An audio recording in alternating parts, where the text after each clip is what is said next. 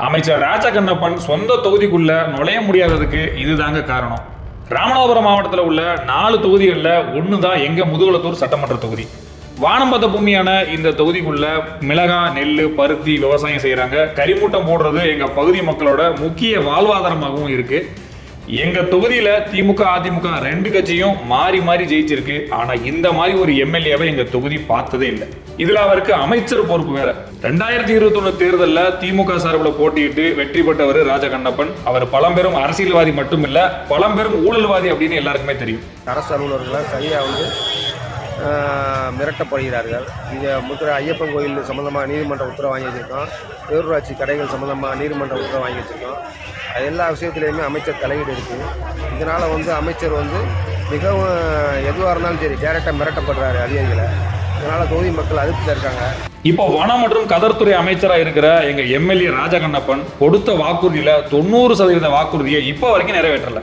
காவிரி குண்டாறு திட்டத்துல மலட்டாரை இணைக்கிறது, மலட்டாறுல தடுப்பணை கட்டுறது, பார்த்திபனூர்ல இருந்து முதுகுளத்தூர் பகுதிக்கு பரளையாறு இணைப்பின் மூலமா குடிநீர் பிரச்சனையை தீர்க்கிறது, ஆடு வளர்ப்போரின் நலன்களை பாதுகாக்க நலவாரியம் அமைப்போம் அப்படின்னு சொன்னது, ராமநாதபுரம் தூத்துக்குடி நெடுஞ்சாலையை 4 வழி சாலையா மாற்றுவேன்னு சொன்னது, முதுகுளத்தூர், கமுதி, சாயல்குடி பேரூராட்சிகள்ல பாதாள சாக்கடை திட்டம், கடலாடி ஒன்றியத்திலிருந்து சிக்கல், சாயல்குடி பகுதிகளை தனி ஒன்றியமா மாத்துறது, இப்படி வாக்குறுதியா அள்ளி வீசினார். இப்படி கஞ்சா கருப்பு மாதிரி டப்பால ஆத்து தண்ணியை கொண்டு வந்து இணைச்சாலும் பரவாயில்ல, தொகுதி பக்கம் வாங்கன்னு சொன்னா மக்கள்லாம் கடுப்புல இருக்காங்க. தொகுதி பக்கம் வந்துடாதீங்கன்னு கட்சிக்காரனுங்க சொன்னதை நம்பி போன் பண்ணா கூட எடுக்க மாட்டாரு.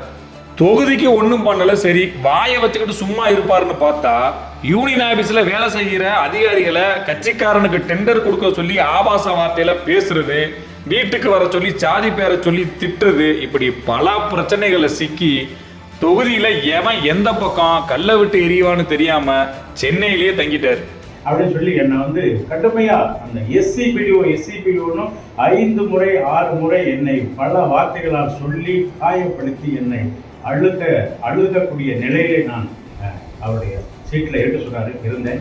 சரி, கட்சிக்காரனை கூட்டிட்டு தொகுதிக்குள்ள வரலாம்னு பார்த்தாரு. அங்கேயும் திமுக மாவட்ட செயலாளரே முட்டுக்கட்டையா இருக்காரு. வாயை வச்சுட்டு சும்மா இருக்காம மாவட்ட செயலாளர் முத்துராமலிங்கத்துக்கிட்டையும் வம்பு இழுத்து கட்சி தலைமை வரைக்கும் பஞ்சாயத்து நடந்துச்சு.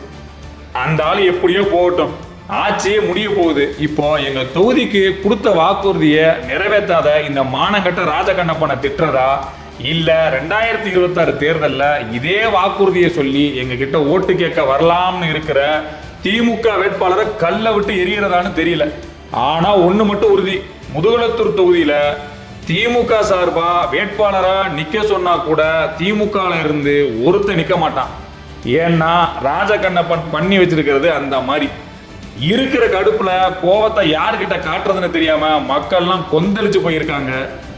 அப்படியே வெளியூர்காரனை கொண்டு வந்து நிக்க வச்சாலும் அதுக்கு திமுக தலைமை தான் பொறுப்பு.